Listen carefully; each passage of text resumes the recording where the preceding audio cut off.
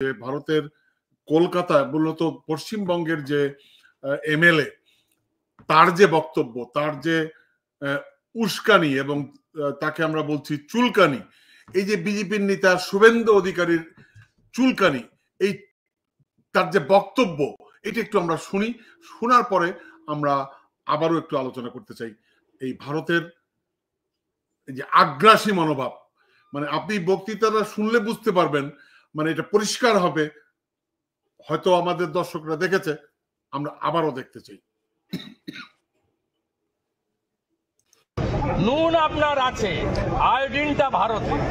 আমি এখান থেকে দাবি করছি ভিসা 100% স্টপ করুন।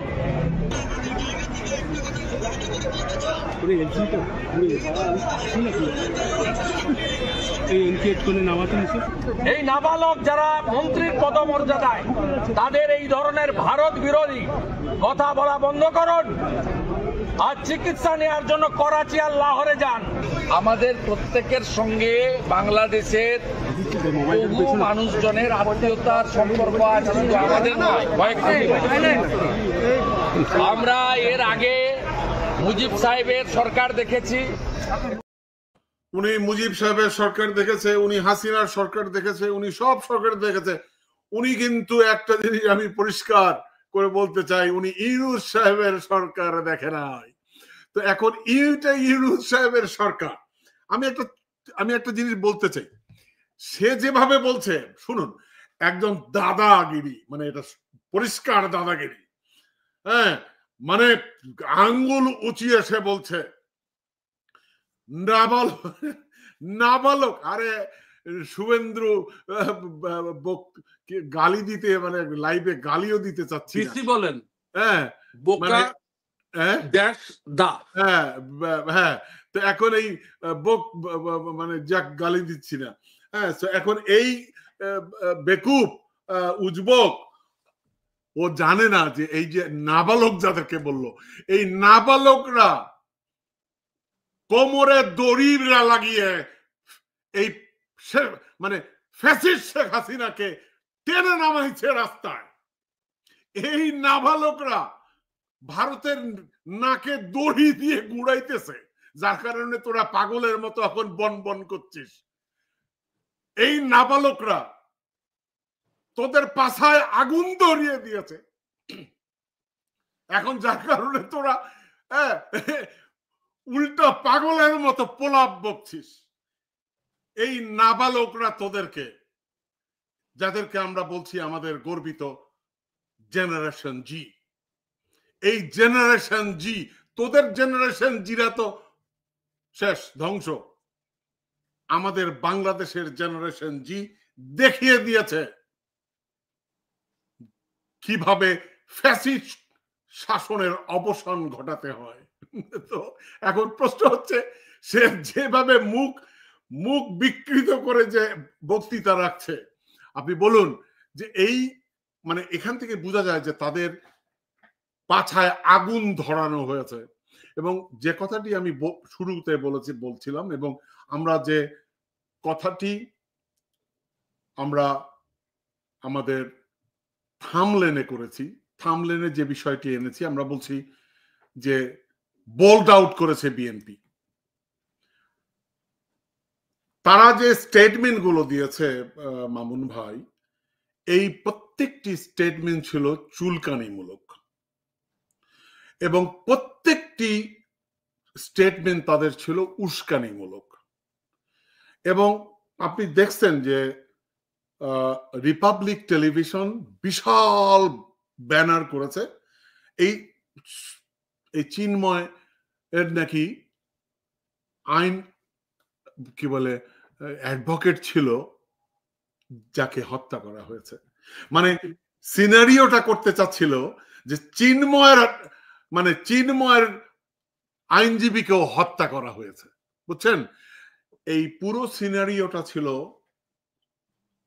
মামুন ভাই আমার দেশে সাম্প্রদায়িক দাঙ্গা লাগিয়ে দেওয়া। মানে আনডাউটেডলি সত্য কথা। মানে আপনি যদি, মানে আমি আপনাকে গ্যারান্টি দিয়ে বলতে পারি, এই পুরো প্রক্রিয়াটা এই গদি মিডিয়ার পুরো উদ্দেশ্য ছিল, এবং এই শুধু এই এই এই এই বেকুবটার এই মানে আপনার কি বলবো মোদি সরকারের উদ্দেশ্য ছিল একটা দাঙ্গা লাগিয়ে দিয়ে বাংলাদেশের রাজনীতিতে হস্তক্ষেপ করা হিন্দুদেরকে রক্ষার নামে। ঠিক আছে, এটাই ছিল উদ্দেশ্য। একটা জিনিস আমাকে আপনি কল্পনা করুন তো মামুন ভাই, আমি জাস্ট সিম্পল আপনি একটা উত্তর দেবেন। ধরেন কল্পনা করুন যে এই তত্ত্বাবধায়ক সরকারের প্রধান XYZ কেউ ইউনূস সাহেব না, এতদিন কি তারা থাকতে পারতো? আপনি বলেন আমাকে। না টিটু ভাই, এটা বাস্তব। ডক্টর ইউনূস আছে দেখেই বাংলাদেশের সরকার এত শক্তিশালী আছে। অন্য কেউ হলে এটা ম্যানেজ করতে পারতো না। কারণ আপনি জানেন যে বিশ্বব্যাপী ডক্টর ইউনূসের যে গ্রহণযোগ্যতা, তো তারা জানে যে ইউনূস সাহেব সাম্প্রদায়িক না, ইউনূস সাহেব অন্যায়কারী না, ইউনূস সাহেব আপনার সারা বিশ্বের বন্ধু, তাই না? তো আরেকটা জিনিস, শুভেন্দু অধিকারী যে নাবালক বললো টিটু ভাই, আমাদের দেশে একটা নাবালক ছেলে বিশ্বজিৎ যখন আওয়ামী লীগ তাকে কুপিয়ে হত্যা করলো, যেভাবে এই উকিল সাহেবকে গতকালকে হত্যা করা হয়েছে, সেই বিশ্বজিৎকে হত্যার পরে কেন শুভেন্দু অধিকারী চুপ ছিল? কেন আপনার বিজেপি সরকার চুপ ছিল? কেন কংগ্রেস চুপ ছিল বিশ্বজিৎকে আওয়ামী লীগ সরকারের সময় হত্যা করার পরে? কেন এই যে আপনার ভারত সরকার আমাদের ছাত্র, এই যে নাবালক ছাত্রদের আন্দোলনের সময় একজন হিন্দু ছাত্র কিন্তু শহীদ হয়েছে, তো সেই সময় কেন চুপ ছিল? কেন তখন তারা হাসিনাকে নিন্দা জানায়নি? এবং তখন চুপ ছিল তার কারণ তখন তাদের বান্দি ক্ষমতায় ছিল। শেখ হাসিনা তো তাদের বান্দি, ভারতের বান্দি ক্ষমতায় ছিল। তা আপনি এটা তো মানে সহজ অঙ্ক, তো তাদের বান্দি তো আর ভুল করতে পারে না। আমরা শেখ হাসিনা না বলে আমরা তাকে বিচ্ছিন্নতাবাদী একজন ব্যক্তি এখন অভিহিত করতে পারি, কারণ সে সুনির্দিষ্ট হত্যার অভিযোগে অভিযুক্ত এবং তাকে ভারত শেল্টার দিয়ে রাখছে, যেটা তো কোনোভাবে একটি বন্ধু ভাবাপন্ন রাষ্ট্রের পক্ষে সম্ভব না। ভারত যদি সত্যিকারের বন্ধু রাষ্ট্র হতো, তারা কোনোদিন শেখ হাসিনার মতন একজন খুনিকে আশ্রয় দিত না, তাই না? Exactly exactly. তুমি একদিকে বলবা বন্ধুত্ব করতে চাও, তুমি একদিকে আমার আমার আমার কি পেঁয়াজ বন্ধ করে দিচ্ছ, তুমি আমার মানে হুমকি দিচ্ছ ভিসা বন্ধ করে দেবো, তুমি হুমকি দিচ্ছ ব্যবসা বাণিজ্য বন্ধ করে দেবো। তুমি আরে বেড়া, আমরা যদি বলি তোর চিকেন নেক বন্ধ করে দেব, ওই ভয়টাতেই তো আছে ওরা।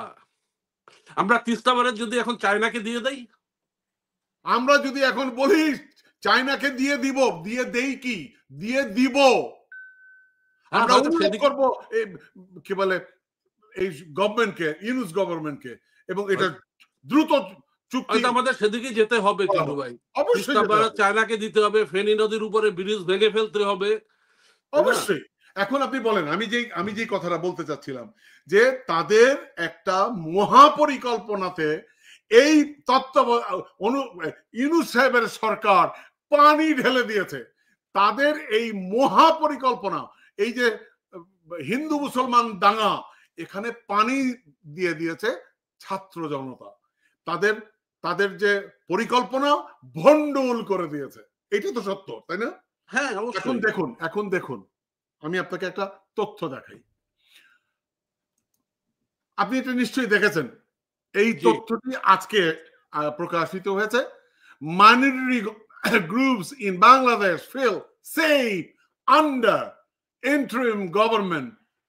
ভয়েস অফ আমেরিকা একটি সার্ভে করেছে এবং এই সার্ভেতে তারা এটি প্রকাশ করেছে। এখন আপনি বলেন, এই তথ্যটি, এই সংবাদটি ডেইলি স্টার সহ অন্তত 200 পত্রিকাতে আমরা দেখলাম। এখন আপনি আমাকে বলেন, এই খবরটি নরেন্দ্র মোদী, এই যে হিংস্র নরেন্দ্র মোদী, মানে কি বলে পাগল নরেন্দ্র মোদী এবং কি বলবো স্বৈরাচারী নরেন্দ্র মোদী এবং তাদের যে লেসপেন্সার, তাদের যে গদি মিডিয়া, এখানে কোষে থাপ্পড় পড়ছে কিনা আমি এটা আপনার কাছে জানতে চাই।